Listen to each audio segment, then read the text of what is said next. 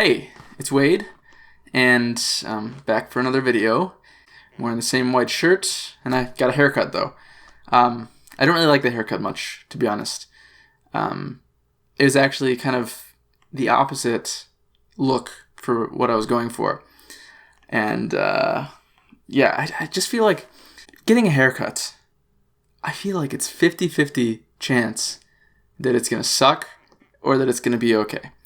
Like, every time I've gotten one, I never know what it's going to be. And half the time, I'm like, wow, I never realized how shitty I look. And then the other half the time, it's like, I look pretty good. Although maybe not even half that. Probably more often bad haircut. Because, I don't know, it's just, there's a level of having to be like in sync with your barber, your hairstylist or whatever. No miscommunication happening. You have to know what you want, and you have to express that, in a way that they'll actually understand what you want, and that they are willing to do that, because sometimes they know what you're going for, but they're like, I don't think that's going to look good on you, and they do their own thing. I got this haircut. I went in there. It was a place that I went last time. I used to have really long hair. I grew it out for 3 years without cutting it, and it was like 15 inches long. And then in March, I went to this place just a few blocks from where I live, and I got it all chopped off pretty short, like around this length. And so I was like, okay, I'll go back to the same place. It worked out. I liked it last time. This time, I go in there. The guy that cut my hair is standing there, but he's not doing it for me today. He's already working on some other customer. So I go to this girl, and I don't know, I had a feeling. I should have listened to that feeling. Right when I saw her, I was like, I don't know if I want her to cut my hair. So I sat down in the chair. She was like, okay, what do you want? And I told her, it was long. It was in my last video. That's how it looked.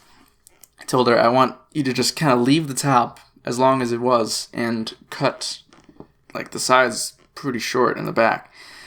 And she wasn't understanding me, and she was saying I can't do that. She's like, if I'm going to cut it short on the sides, I'm going to have to cut it long on top. And I think she's just making stuff up. Or maybe she's inept. I don't know. But I was trying to get her in this one direction of how to cut my hair, and she kept on resisting that. She was really reluctant to do it.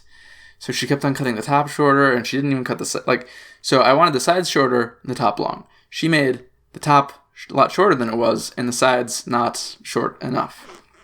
But it got to a certain point where I just wanted to leave. I just wanted to get out of there. So I just kind of settled for whatever she was going to give me, and then I left. But yeah, I feel like she was just pretty incompetent. I've gotten my hair cut plenty of times like anyone else has, and I've never been so thoroughly covered in my own hair after that. She was standing behind me cutting my bangs so that they would, when she cut them, it would just go right onto my forehead and my face. So I just kept my eyes closed the whole time. And right when I got home, I took a shower to get all the hair off my shoulders and ears and feet. Around the ankles.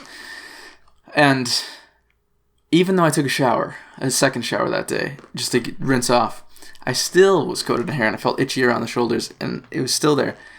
And even though, I feel like all hair places nowadays, or maybe forever, I don't know, they give you, they wash your hair, they do the nice scalp massage shampooing treatment.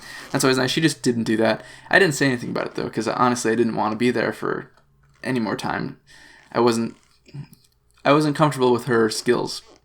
I feel like somehow that would go wrong, too. But yeah, she was just acting like the haircut I was asking for was literally impossible. But, many people have such haircuts. I had an idea in my mind what I wanted. I should have, and I showed her a picture too. And she was just like, no, that's how long it was in the picture. That is literally not how long it was in the picture, because the picture I'm showing you was of my last haircut that I got.